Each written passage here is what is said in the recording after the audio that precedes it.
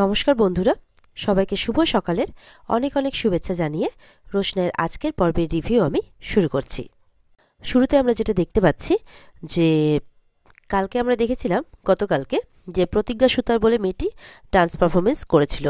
এবার আজকে রোশনাইয়ের পালা। তো শুরুতেই অ্যানাউন্স হয়ে যায় যে এবার যে ডান্স করতে আসবে সে হচ্ছে ওয়ান অ্যান্ড অনলি রোশনাই। তো রোশনাই এসে তার ডান্স পারফরমেন্স সবাইকে দেখায়। রোশনাইয়ের এবারের ডান্স পারফরমেন্স দেখেও সবাই প্রচণ্ড খুশি হয়ে যায় আর অবাকও হয়ে যায় যে এই মেয়েটা এত সুন্দর ডান্স করতে পারে। জাজেসরাও পুরো অবাক, সবাই হাততালি দিয়ে রোশনাইকে তার মানে সম্মানটুকু জানায় আর কি। আর এবার হচ্ছে রেজাল্ট ঘোষণার পালা, যে ফাইনালে কে পৌঁছলো, প্রতিজ্ঞা নাকি রোশনাই। তো জাজেসদের একটু সময়ের প্রয়োজন, তো একটু সময় নিয়ে নেওয়া হয় যে কিছুক্ষণের মধ্যেই রোশনাই না প্রতিজ্ঞা কে যাবে ফাইনালে সেইটা রেজাল্টটা জানানো হবে। এদিকে রুদ্র গুরুজি যখন উঠে একটু অন্য জায়গায় যাচ্ছে তখন আরণ্যক গুরুজিকে ডাকে আর বলছে যে আপনার সাথে আমার কিছু কথা আছে। তখন গুরুজির সাথে আরণ্যক এক জায়গায় চলে যায় যাতে কথাগুলো তারা আলোচনা করতে পারে। এদিকে দেখা যাচ্ছে মিনি তো খুব অসুস্থ, আর যত অসুস্থ হচ্ছে ততই লালনকে ডাকছে যে লালনকে ডেকে দাও না। আর এই কথা শুনে তো তনুশ্রী আর জাহ্নবী আরও উল্টোপাল্টা কথা বলছে যে আরও যাক বস্তিতে, আরও না জানি কী কাণ্ড কারখানা ঘটিয়ে আসবে। তখন বরদা মানে মিনির বাবা কিছু বলতে গেলে বলে দেখো তোমাদের মেয়ে তোমরা কি করবে, আমাদের এতে কোনো কিছু বলার নেই। এরপরে বড় মা মিনির খাওয়া নিয়ে যখন চিন্তা করছে যে মেয়েটা কিচ্ছু খায়নি, তখন জাহ্নবী বলছে চিন্তা করো না, ও খাওয়ার ঠিক স্টক করা আছে, ওকে খাওয়ার জন্য বলতে হবে না। জাহ্নবীর কথাবার্তা শুনে তো একদম ভালো লাগে না, ছোটুর কারোরই ভালো লাগে না। তখন জাহ্নবীকে জিজ্ঞাসা করা হয় তুমি কি বলতে চাইছো যে স্টক করা আছে মানে? তখন জাহ্নবী বলতে চাইছি যে অন্য সময় তো বেশি বেশি খায়, তাই এখন না খেলে এমন কিছু ক্ষতি ওর হবে না। এদিকে জাহ্নবীর কথায় কেউ পাত্তা না দিয়ে ডাক্তার ডাকার ব্যবস্থা করে আর কি। তখন দাদু বলছে ডাক্তারটা তোমাদেরকে আরও আগেই ডাকতে হতো, এখন পাবে কি না। তখন মিনির বাবা ডাক্তার ডাকতে গেলে ছোটু বলছে বড়দা তোমাকে যেতে হবে না, আমি ফোন করে দিচ্ছি, তাহলেই ডাক্তারবাবু চলে আসবেন। আর এদিকে কিন্তু মিনি সমানে জেদ করছে যে মা লালনকে ডেকে দাও না, একবার ডেকে দাও না। মিনির মা তো চিন্তায় পড়ে গেছে, মিনির বাবাও। আর ওদিকে তনুশ্রী বলছে হ্যাঁ, একটা অবিবাহিত মেয়ে একটা বস্তির ছেলের নাম করে যাচ্ছে, খুব ভালো। আর বেছে বেছে আবার ওই সমস্ত মানুষকেই পছন্দ করবে যারা এই বাড়ির যোগ্যটাও নয়। এক হচ্ছে রোশনাই আর এক হচ্ছে লালন। এদিকে মিনিকে যতই চুপ করতে বলা হচ্ছে, মিনি বলছে লালনকে ডেকে দাও না মা, লালন না আসলে আমার অসুখ ভালো হবে না, একটু ডেকে দাও না, এইভাবে জেদ করছে। আর ওদিকে দেখা যাচ্ছে যে আরণ্যক রুদ্র গুরুজির সাথে এক জায়গায় আসে কথা বলার জন্যে। আরণ্যক বলছে রুদ্র গুরুজিকে যে আপনি প্লিজ রোশনাইকে একটু দেখে রাখবেন, মানে ওর যাতে কোনো রকম অসুবিধে না হয় আর ও যাতে ওর পারফরমেন্সটাও ভালো করে করতে পারে। রুদ্র গুরুজি তখন বলছেন যে রোশনাইয়ের প্রতি আপনার চিন্তা দেখে আমার ভালো লাগলো, তবে আপনি চিন্তা করবেন না, রোশনাই খুব ট্যালেন্টেড মেয়ে, আমি জানি ওর ট্যালেন্ট সবার সামনে একদিন ঠিক নিয়ে আসবে আর ও জিতবেও, কারণ ও জেতাটা খুব জরুরি। আসলে ও জিততে গেলে ওর একটা ক্ষমতা আসবে, পাওয়ার আসবে, ও নিজে সেফ মানে নিজেকে নিজেই দেখে রাখতে পারবে। তখন আসলে ওর একটা সিকিউরিটির খুব প্রয়োজন, কারণ ও যেখানে চাকরি করছিল আর কি, মানে এই প্রোডাকশন হাউসে ও চাকরি করছিল, সেই চাকরিটা ওর চলে যায় যখন তারা জানতে পারে যে ও এই কম্পিটিশনে নাম দিয়েছে। তো সেই সূত্রে ওকে তো এই কম্পিটিশনটা জিততেই হবে আর নিজের একটা ব্যবস্থা করতেই হবে। দেখুন আমাদের লাইফে চাকরি বাকরিটা হয়তো অত বড় ব্যাপার নয়, কিন্তু রোশনের জন্য কিন্তু চাকরিটা অনেক বড় ব্যাপার, তাই তাকে নিজের পায়ে দাঁড়াতেই হবে। আমি চেষ্টা করছি রোশনাইকে যদি একটা চাকরির ব্যবস্থা করে দেওয়া যায়। তখন আরণ্যক বলছে থ্যাংক ইউ স্যার, প্লিজ আপনি যদি করতে পারেন তাহলে খুব ভালো হয়। আরণ্যক বলছে আসলে আমি চাই যে রোশনাই যাতে ভালো থাকে, আনন্দে থাকে, ও যেটা চায় সেটাই যাতে ওর পূর্ণ হয়। রুদ্র গুরুজি বলছে কিন্তু এই প্ল্যাটফর্মে নিজের খেয়াল নিজেকেই রাখতে হয়। আরণ্যক বলছে আসলে কি বলুন তো, ও না একটু ছেলে মানুষ, ওকে যে যেটা বলে সেটাতে ও বিশ্বাস করে নেয়, আমার শুধু সেই ক্ষেত্রে চিন্তাটা হয় আর কি। এদিকে দাদু বলছে যে লালনকে ডেকে কি হবে মিনি, আমরা আছি তো সবাই এখানে। তাও মিনি বারবার করে জেদ করছে যে লালনকে ডাকো না। এরপরে দাদু মিনিকে বলছে চকলেট খাবে মিনি, এনে দেবো? তখন মিনি বলছে হ্যাঁ চকলেট খাবো তো, জানো লালন আমাকে বলেছিল চকলেট এনে দেবে। তখন তনুশ্রীরা বলছে এতদিন যে কে চকলেট এনে দিত ভগবানই জানে, এখন আবার লালন জুটেছে। জাহ্নবী তখন বলছে তোমরাই তো বলো ওর মাথায় নাকি বুদ্ধি কম। তবে যাই হোক, বুদ্ধি কম থাকলে কি আর ভালোবাসা বুঝবে না? বুঝতেই পারে। তখন ওর মুখে এরকম কথা শুনে বরদা কিন্তু চিৎকার করে ওঠে। তখন মানে তার শ্বশুরমশাই আর কি, মিনির বাবা। তখন জাহ্নবী বলছে, আমার উপরে কেন চিৎকার করছো? আমি তো ঠিক কথাই বলছি। এদিকে দাদু তো বলছে যে ছোটুকে, যে দেখো ছোটু, যাতে ওই লালন ছেলেটা আর এই বাড়িতে কোনোদিনও না আসতে পারে। কিন্তু মিনির জেদ তো বেড়েই চলেছে।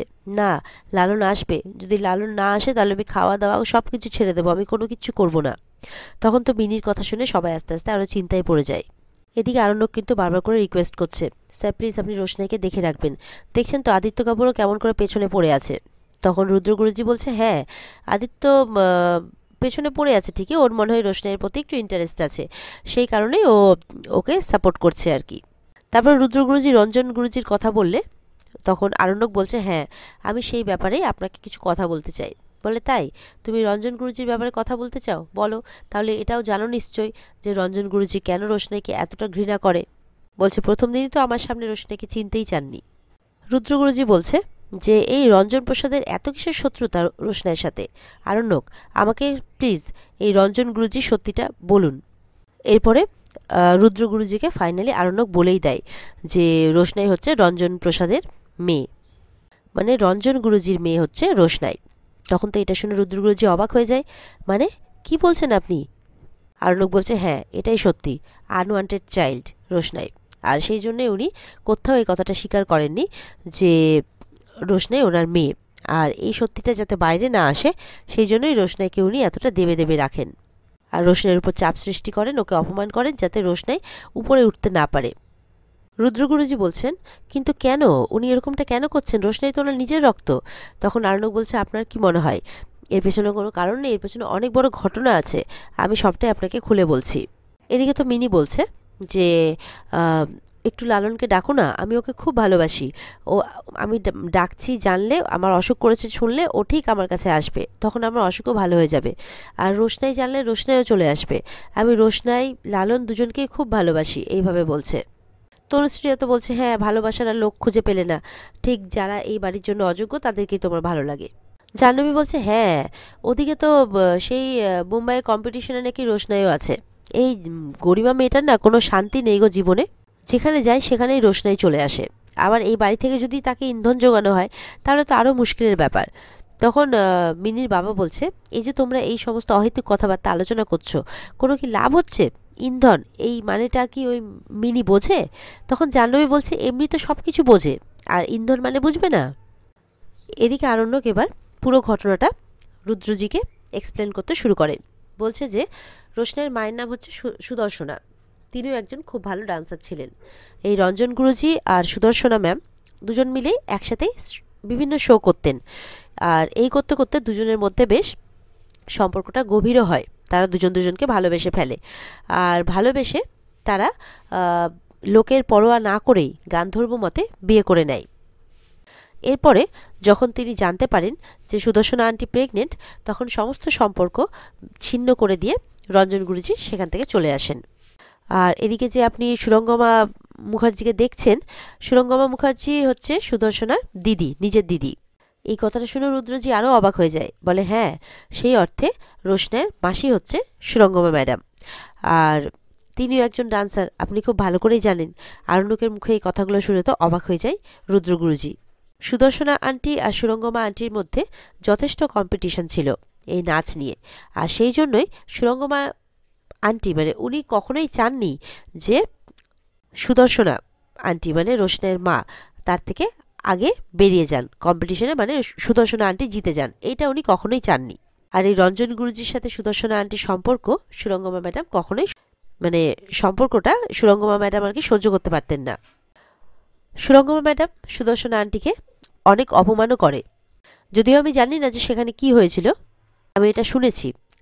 রোশনাইয়ের মায়ের চরিত্র নিয়ে অনেক কথা বলেন উনি, এমনকি রঞ্জন গুরুজির সাথে যে সম্পর্কটা সেটাকেও পুরোপুরিভাবে উপড়ে ফেলে দেন। এরপরে সুদর্শনা আন্টি রঞ্জন গুরুজির সাথে যোগাযোগ করার চেষ্টা করেন, কিন্তু রঞ্জন গুরুজি সুদর্শনা আন্টি আর রোশনাই দুজনকে অস্বীকার করেন। রুদ্র গুরুজি বলছে, এসব আপনি কি বলছেন? আরণ্যক বলছে, হ্যাঁ আমি সত্যি কথাই বলছি। সুদর্শনা আন্টিকে অনেকটাই বেইজ্জত হতে হয়েছিল, হিউমিলিয়েট হতে হয়েছিল। আর এই ব্যাপারটা এতটাই হাতের বাইরে বেরিয়ে গিয়েছিল যে উনি আত্মহত্যা করতে বাধ্য হয়েছিলেন। রুদ্রগুরুজি এটা শুনে তো আরও অবাক হয়ে যান। আর এই সবটার জন্য দায়ী হচ্ছে ওই রঞ্জন প্রসাদ। একদিন রাত্রে উনি ওনাকে এতটাই বেইজ্জত করেছিলেন, এতটাই অসম্মান করেছিলেন যে উনি এই আত্মহত্যার পথটা বেছে নিতে বাধ্য হয়েছিলেন। আর এই আত্মহত্যা করার আগে উনি একটা চিঠিতে সবকিছু লিখে দিয়ে যান রোশনাইয়ের জন্যে। আর সেই চিঠিটা আমি পড়ে ফেলি, সেই জন্য আমি সবটা জানতে পারি। তখন রুদ্র গুরুজি বলছে, তাহলে রোশনাইকে আপনি বলেননি কেন? বলছে, বলবো। আসলে রোশনাইকেও রঞ্জন গুরুজি বিভিন্নভাবে অপমান করেছে, এতটাই অপমান করেছে যে রোশনাই সেই আঘাতটা সহ্য করতে পারেনি। এমনকি রোশনাইয়ের জীবনে এমনিতেই অনেক টেনশন, সেই জন্য আমি আর এটা বাড়াতে চাইনি। আমি শুধু সময়ের অপেক্ষা করেছি যে রোশনাই একটা পজিশন পাক, ও এমন একটা জায়গায় নিজেকে নিয়ে যাক, তারপরে ওর সাথে করা অপমান, মানে যারা অপমান করেছে ওর সাথে আর কি, তাদেরকে যাতে ও যোগ্য জবাব দিতে পারে, ওকে আগে সেই জায়গায় পৌঁছতে হবে। তখন রুদ্র গুরুজি বলছে, হ্যাঁ আপনি ঠিক বলেছেন, আর রোশনাই অবশ্যই পৌঁছবে। আর রঞ্জন গুরুজিকে প্রথম যোগ্য জবাবটা রোশনাই দেবে। আরণ্যক বলছে যে আপনি সুযোগ বুঝে সময় মতো আপনি বলে দেবেন সত্যিটা রোশনাইকে। তখন রুদ্র গুরুজি বলছে, হ্যাঁ অবশ্যই অবশ্যই আমি বলবো, যখন সময় আসবে, যখন বলার প্রয়োজন মনে হবে, আমি অবশ্যই রোশনাইকে এই সত্যিটা জানিয়ে দেব। রুদ্র গুরুজি বলছেন, রঞ্জন প্রসাদের মুখোশটা সবার সামনে খুলে দিতেই হবে। একজন গুরুজি হয়ে যথেষ্ট সম্মান প্রতিপত্তি জাহির করেন উনি, কিন্তু অন্য মানুষদের মানুষ হিসেবে দেখেন না। উনি রোশনাইকেও শেষ করতে চেয়েছেন, কিন্তু আরণ্যক এবার তুমি দেখবে যে রোশনাই কিভাবে রঞ্জন প্রতাপজিকে শেষ, মানে রঞ্জনবাবুকে শেষ করে। আর রঞ্জনজিকে প্রথম আঘাতটা রোশনাই করবে। আরণ্যক বলছে, দেখুন স্যার, ওর সাথে তো আমার এখন যোগাযোগ নেই। রোশনাইয়ের কথা বলছে, মানে সেরকম যোগাযোগ নেই, একটা সময় ছিল। তো আপনি প্লিজ সময় করে অবশ্যই রোশনাইকে এই সত্যিটা বলে দেবেন। রুদ্র গুরুজি বলছে, চিন্তা করবেন না, সেটা আমি অবশ্যই করব, কিন্তু একটা কথা বলুন তো, আপনার সাথে রোশনাইয়ের সম্পর্কটা কি? তখন আরণ্যক ব্যাপারটা চেপে গিয়ে বলছে যে আমি শুধু ওর ভালো চাই। তখন রুদ্র গুরুজি বলছে, তাহলে আপনি বলতে চাইছেন যে আপনি ওর ওয়েল উইশার? বলছে, হ্যাঁ তাই। আর এখানে আজকের পর্ব শেষ হয়ে যায়। তো বন্ধুরা, এই ছিল আজকের পর্বের রিভিউ। আজকের পর্ব এই পর্যন্তই। যদি ভালো লেগে থাকে তাহলে পর্বকে কিন্তু লাইক, কমেন্ট আর চ্যানেলকে সাবস্ক্রাইব করতে ভুলবে না। আর আজকের পর্বের ফুল এপিসোড দেখতে অবশ্যই তোমরা স্টার জলসার পর্দায় চোখ রাখবে। তাহলে দেখা হচ্ছে তোমাদের সাথে আগামীকালকে নতুন পর্বের রিভিউ নিয়ে। ততক্ষণ সবাই ভালো থাকবে। টাটা।